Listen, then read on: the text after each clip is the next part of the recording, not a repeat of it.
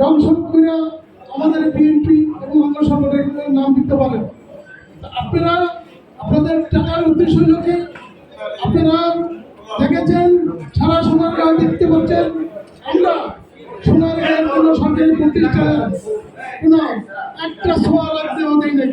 বাংলাদেশের ভিতরে আমার মনে হয় আপনারা এটা স্বীকার করবেন, একমাত্র সোনারগাঁয়ে কোনো সরকারি প্রতিষ্ঠান এবং হিন্দু ভাই বোনদের বাড়িঘর এবং হিন্দু ভাই বোনদের ধর্মীয় অনুষ্ঠান আমরা বা আওয়ামী লীগের বা জাতীয় পার্টির যারাই আছে তাদের কোনো বাড়িঘর আমরা ধ্বংস করতে দিই না।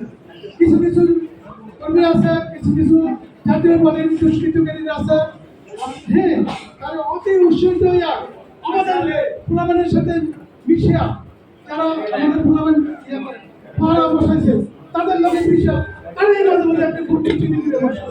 আপনারা সাংবাদিক ভাইরা এটা নজর রাখবেন, আপনাদেরকে আমাদের দরকার আছে, আমাদের সহায়তা আমাদের দরকার আছে।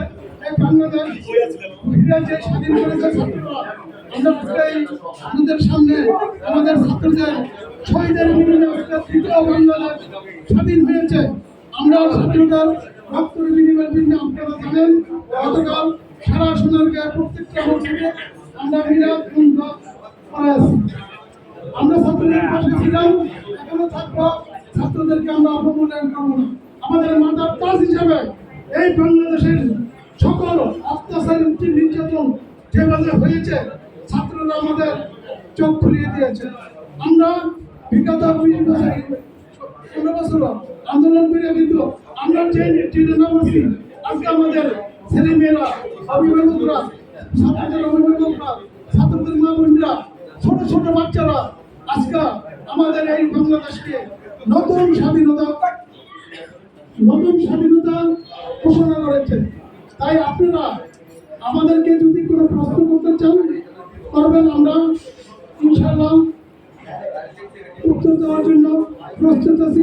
এখানে আমাদের সাবেক সভাপতি সোনারগাঁও থানার নির্বাহী সদস্য জনাব অধ্যক্ষ আবু জাফর সাহেব আছে, আমার থানার সেক্রেটারি সাহেব আছে, পুরসভার সভাপতি সাহেব সরকার মেম্বার আছে, পুরসভার সেক্রেটারি সাহেব আছে এবং সকল অঙ্গ সংগঠনের ব্যক্তিবৃন্দ আছে।